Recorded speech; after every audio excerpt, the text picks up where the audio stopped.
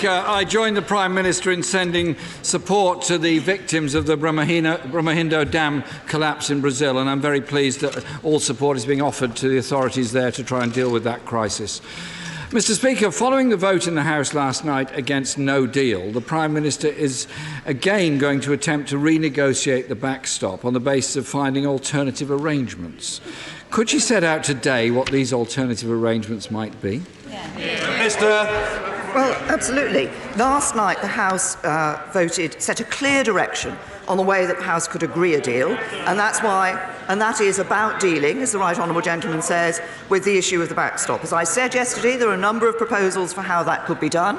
We're engaging positively with proposals that have been put forward by my right honourable friend, the member for Loughborough, and my honourable friends, the members for North West Hampshire, Wickham and North East Somerset. Others, including my honourable friend, the member for Altrincham and Sale West, have put forward other proposals, such as a unilateral exit mechanism. And I'm just telling the Shadow Foreign Secretary, she listens.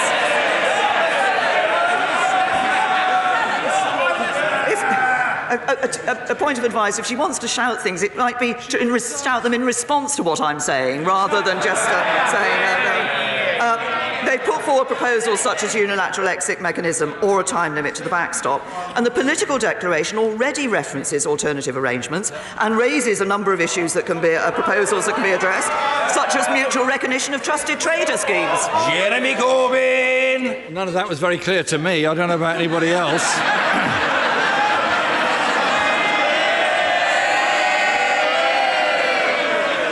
But it would have been nice, Mr. Speaker, it would have been really nice if the Prime Minister had acknowledged that she did whip her MPs to try and support no deal and was defeated on that. And, Mr. Speaker, the EU said at the weekend they're willing to renegotiate if the government's red lines could change. Could the Prime Minister today set out which of her red lines are going to change? Prime Minister. What has been absolutely clear with my contacts with European Union leaders is that they want a deal. What this House voted for last night is to leave the European Union with a deal, but it also crucially showed what it will take to see a support in this House for a deal in the future. I think the plan that was set out last night shows that we can obtain a substantial and a sustainable majority in this House. But the Right Honourable Gentleman talks about not being clear about positions on various things. I'm very pleased that he is now going to meet with me, and there are a number of issues that I want to discuss with him. For example, he talks about a strong single market relationship with the European Union in the future. But he also, I want to know whether that means he wants to accept all EU state aid rules, for example, because in the past he's objected to state aid rules, and he can't have it both ways. So we need to know with greater clarity what it is the Right Honourable Gentleman believes in, and perhaps next time one of his own backbenchers wants to ask him about his position on a second referendum, he'll actually take a question and an intervention from him. Mr. Speaker, last time I looked at the order paper, it said Prime Minister's question time. And the Prime Minister has herself, and I quote, the only possible deal was within her red line. So it's perfectly reasonable to ask which of her red lines has changed. This morning, the Brexit Secretary was asked, and I quote, what is the alternative to the backstop? He replied, well, that's what we're exploring. Can the Prime Minister tell us which options are being explored? I listed them in answer to one of the earlier questions the Right Honourable Gentleman gave to me. Perhaps also, if he listens to the answers to the questions, he wouldn't have to repeat the question. Jeremy Corbyn. Looking forward to meeting the Prime Minister later on today. Because I want to put forward Labour's alternatives which could command a majority in this House and are about protecting jobs and the people's living standards across this country. Mr. Speaker, this morning the Brexit Minister said that alternative arrangements means looking at technology. Very interesting question. So can the Prime Minister be very clear what technological advances is she expecting to be made in the next 58 days? Prime Minister.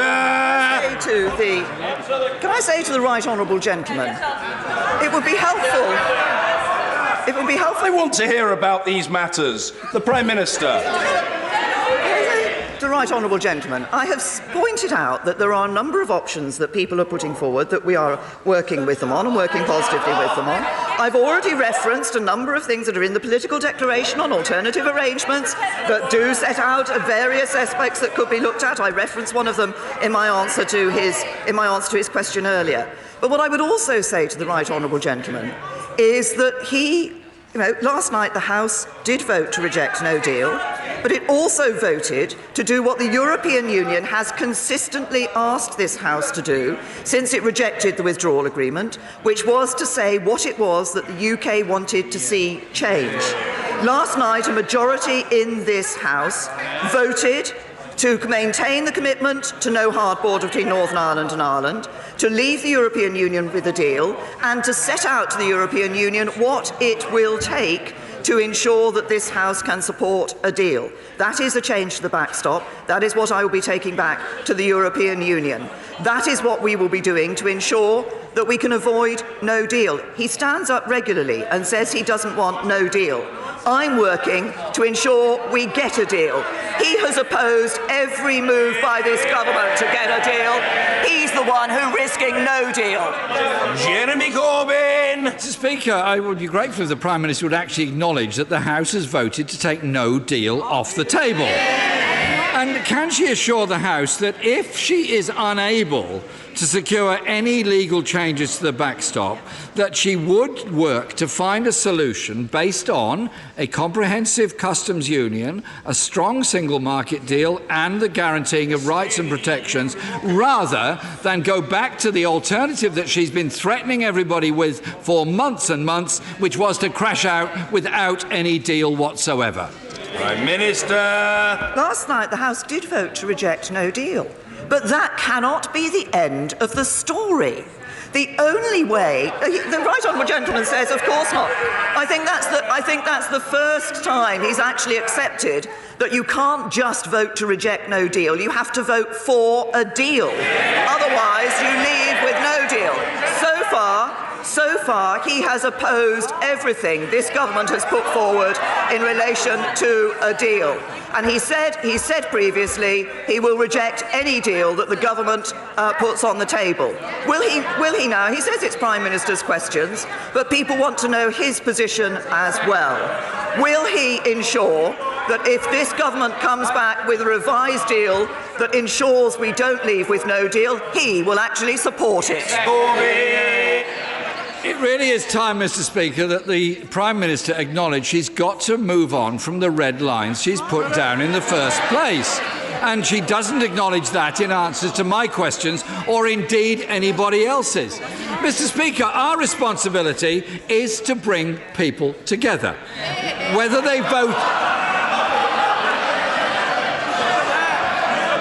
Mr. Speaker, we are the Houses of Parliament, we are the House of Commons, we do represent the entire country, and the point I'm making is we should bring people together whether they voted leave or remain. And indeed, I look forward to meeting the Prime Minister to discuss a solution that could, in my view, unite the country. Changes to the backstop alone will not be sufficient. Businesses and trade unions are very clear that any solution must involve a customs union and the strongest possible deal with a single market to avoid the damage of no deal. The Prime Minister may have possibly temporarily united her party, but is she willing, Mr. Speaker, Order, Mr. Ellis. You were at one time a barrister of one rank or another in the courts. There is no way that you would have been allowed to shout from a sedentary position in that way, and the judge would have ruled you out of order. I don't know whether that's why you stopped practising law and came into Parliament. Behave yourself, young man. You can do so much better when you try. Jeremy Corbyn. Speaker, as I was saying before, I was so rudely interrupted.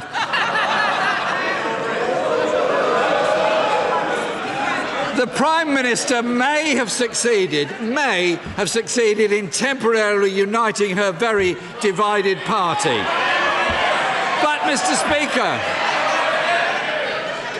is she willing to make compromises necessary that are more important, and that is to unite the country on a going forward to secure jobs and living standards right across the UK? Prime Minister. Can I say to the right honourable gentleman, he's a fine one to talk about coming together when it was only last night that he agreed to actually meet me to talk about these issues. And he said he's time and time again he's told me to listen to the views of the House. He's just stood up and said the backstop is not the only issue in the withdrawal agreement. Last night the House voted by a majority to say that the issue that needed to be addressed was the backstop. So he needs to listen to the House and to recognise that. And his proposal last night, he put forward a proposal last night which referenced the customs union and the single market, and his proposal was rejected by this House. But I'll tell him what this government has been doing. Over the last week, we've been getting more teachers into schools. We've been ensuring we're giving more money to councils. We won a majority on Brexit. What did he manage? His Brexit plan was voted down. He opposed ending free movement, and he won't rule out a second referendum. He's no plan for Brexit, no good plan for our economy, and no plan for our country.